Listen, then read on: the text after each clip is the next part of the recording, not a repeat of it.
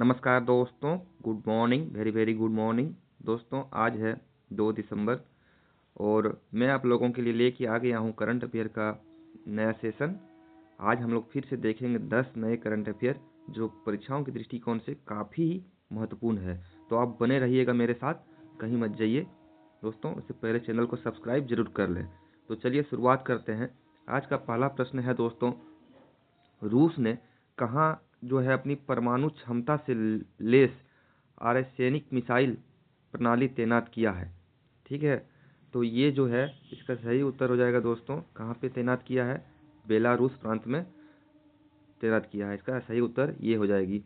इसकी आवाज़ जो है, इस मिसाइल की खासियत है इसकी आवाज़, इसकी गति जो है आवाज़ की गति से 10 गुना ज़्यादा गति से ट्रेवल कर सकता है, यानी 12,000 किलोमीटर प्रति घंटा से यह हमला करने में सक्षम है। ठीक है, और आर्सेनिक को रूस ने पहली बार प्रदर्शित किया है और बेलारूस में तैनात किया है। ठीक, यह मिसाइल जो है 5500 किलोमीटर दूरी तक मार कर सकता है। ओके, परमाणु हमले में सक्षम इस मिसाइल को रोक पाना असंभव है, पुतिन का कहना है। और मिसाइल का रेंज में पूरा यूरोप और अमेरिका का पश्चिमी भाग आता है। ठीक, चलिए दूसरा प्रश्न की ओर बढ़ते हैं। आज का दूसरा प्रश्न है दोस्तों, डीआरडीओ ने, ठीक है, डीआरडीओ ने defence research and development organisation, ठीक, डीआरडीओ ने एक प्रलय मिसाइल का सफल परीक्षण किया है। ओके, ये कहाँ पे किया है? ठीक, इसका सही प्रश्न उत्तर हो जाएगा, ये कहाँ पे हुआ है? उड़ीसा में हुआ है। बी नंबर इसका सही उत्तर हो जाएगा।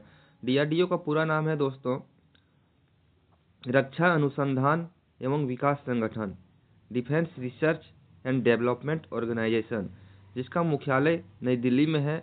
और इसके वर्तमान अध्यक्ष जो है कौन है? डॉक्टर समीर वी कामत है। डॉक्टर समीर वी कामत है। ओके, अब प्रलय मिसाइल की हम लोग बात कर लेते हैं। भारत के रक्षा अनुसंधान एवं विकास अनुसंधान यानी डीआरडीओ ने स्वदेशी तकनीक से बनी प्रलय टैक्टिकल क्वाइस बैलिस्टिक मिसाइल का सफल परीक्षण कर एक बड़ी उपलब्धि हासिल की है। यह परीक्षण जो है 31 दिसंबर 2025 को उड़ीसा के चांदीपुर स्थित इंटीग्रेटेड टेस्ट रेंज ITR से किया है।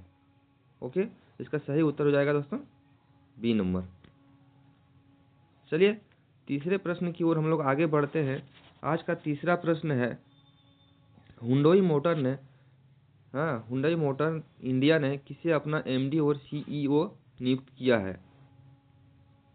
तो किन्हें नियुक्त किया है? हुंडई मोटर और ने अपना MD और CEO जो नियुक्त किया है आपका, ये इसका सही उत्तर हो जाएगा दोस्तों तरुण गर्ग को किया है। इसका सही उत्तर हो जाएगा सी नंबर।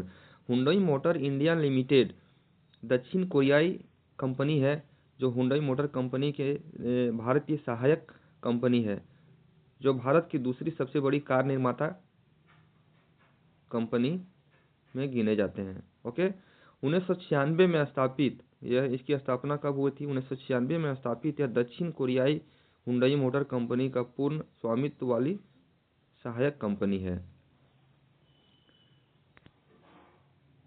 चलिए तीसरे चौथे प्रश्न की ओर हम लोग आगे बढ़ते हैं।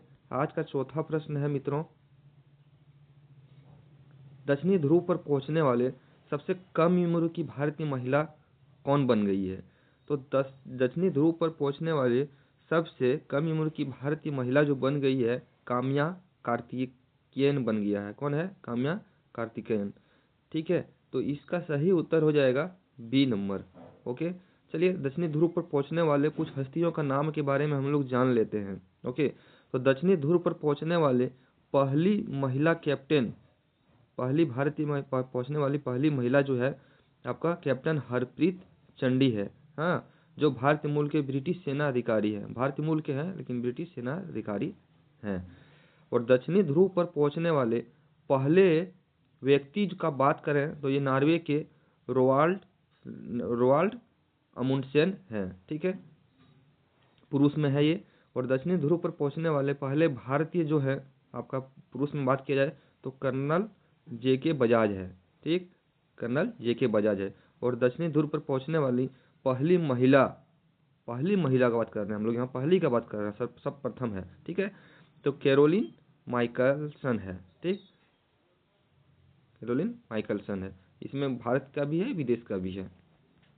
ये डाटा आप लोग जरूर याद रखिएगा, कभी भी परीक्षाओं में इससे प्रश्न पूछा जा सकता है। चलिए 5वां प्रश्न हम लोग देखते हैं। आज का 5वां प्रश्न है दोस्तों, विश्व अंतर्मुखी दिवस हर साल कब मनाया जाता है? दोस्तों विश्व अंतर्मुखी दिवस जो है हर साल 2 जनवरी को मनाने का निर्णय लिया गया है। ओके, तो अंतर्मुखी दिवस क्यों मनाया जाता है? विश्व अंतर्मुखी दिवस जो मनाया जाता है क्यों मनाया जाता है? यह हर साल 2 जनवरी को मनाया जाता है, जिसका उद्देश्य अंतर्मुखी यानी इंट्रोवर्ट स्वभाव के लोगों को समझना है, हाँ, उनके स्वभाव को समझना है और उनकी सराहना करना है, उन्हें समझना है, समाज में उनके योगदान के लिए सम्मान देना है।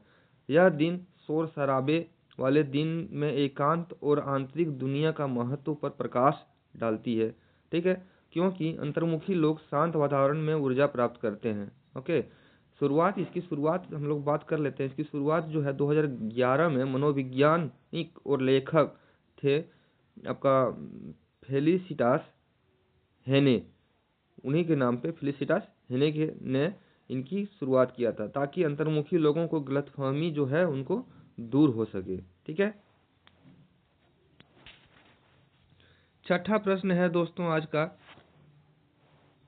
ह्यू मॉरिस, हाँ, ह्यू मॉरिस कौन थे जिनका 62 साल के उम्र में निधन हो गया? तो इनका जो एक क्रिकेटर थे, कौन थे? एक क्रिकेटर थे। कहाँ के थे ये? ब्रिटेन के क्रिकेटर थे, जिनका 62 वर्ष के अवस्था में निधन हो गया है। इंग्लैंड के पूर्व क्रिकेटर और ईसीबी के सीईओ ह्यू मॉरिस, ओके, का निधन 62 साल की उम्र में हो गया है। वह पिछले कुछ सालों से जो है आंतों के कैंसर से जूझ रहे थे। इनके खेलों की बात करें तो 1997 में ग्लेमॉर्गन काउंटी को चैंपियन बनने में मदद किया है इसने। इसके एक साल बाद उन्होंने संन्यास ले लिया। उन्होंने प्रथम श्रेणी क्रिकेट में 19,758 रन बनाए हैं और उनका बल्लेबाजी औसत जो है 40.29 का है।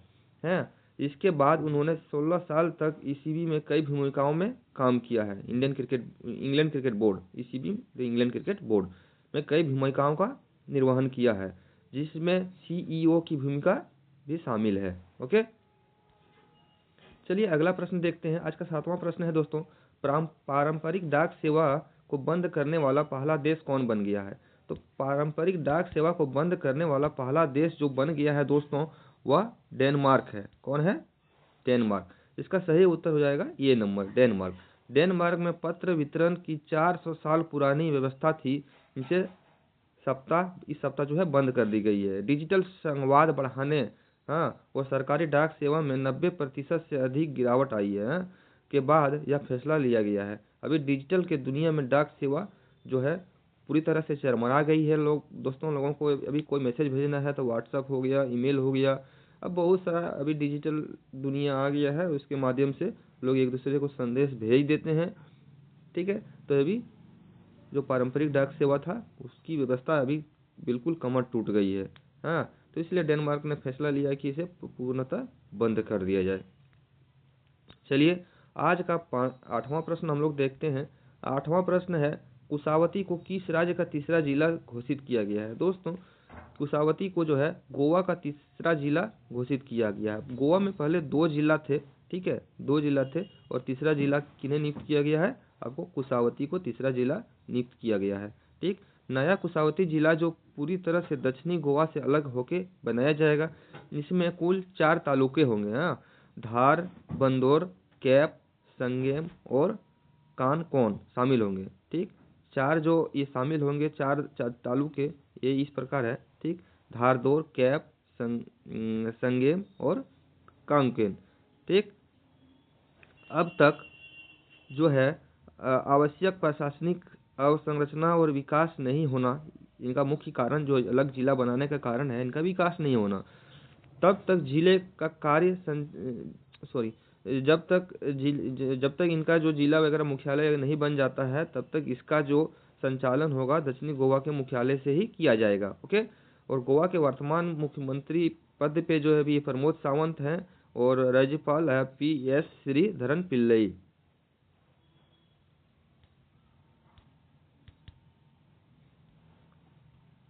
नौवां प्रश्न देखते हैं दोस्तों। आपका एक शख्स है मामडी डोम्बैया। हाँ, तो मामाडी डोम्बैया जो है किस देश के राष्ट्रपति के रूप में नियुक्त किए गए हैं? दोस्तों ये जो है गिनी के राष्ट्रपति के रूप में नियुक्त किए गए हैं। कर्नल मामाडी डोम्बैया ने गिनी के अंतरिम राष्ट्रपति के रूप में शपथ लिया है और जिन्होंने एक तख्ता पलट का नेतृत्व किया है जिसका परिणाम स्वरूप अल्फा कोंडे को सत्ता से हटाया गया है। इसने क्या किया है कि तख्ता पलट सेना के साथ मिल के तख्ता पलट किया है और वहाँ के तत्कालीन जो राष्ट्रपति थे अल्फा कोंडे को सत्ता से अपदस्थ करके सत्ता से हटा के और गिनी का खुद मामाडी डोम्बैया वहाँ का राष्ट्रपति बन गया है। चलिए 10वां प्रश्न देखते हैं। आज का 10वां प्रश्न और अंतिम प्रश्न है दोस्तों 8वां राज्य वेतन। हाँ, 8वां राज्य वेतन आयोग बनाने वाला पहला राज्य कौन बन गया है? हम लोग 8वां केंद्रीय वेतन आयोग का तो गठन हो चुका है, उसके बारे में जानते हैं दोस्तों। और अभी राज्य सरकार का भी एक केंद्रीय वेतन आयोग जैसे गठन करता है उसी तरह राज्य वेतन आयोग का भी गठन राज्य सरकार करती है। तो हर एक राज्य का अपना राज्य वेतन आयोग होता है। तो सबसे पहले जो है 8वां राज्य वेतन आयोग गठन करने वाला राज्य जो बन गया है आपका असम बन गया है।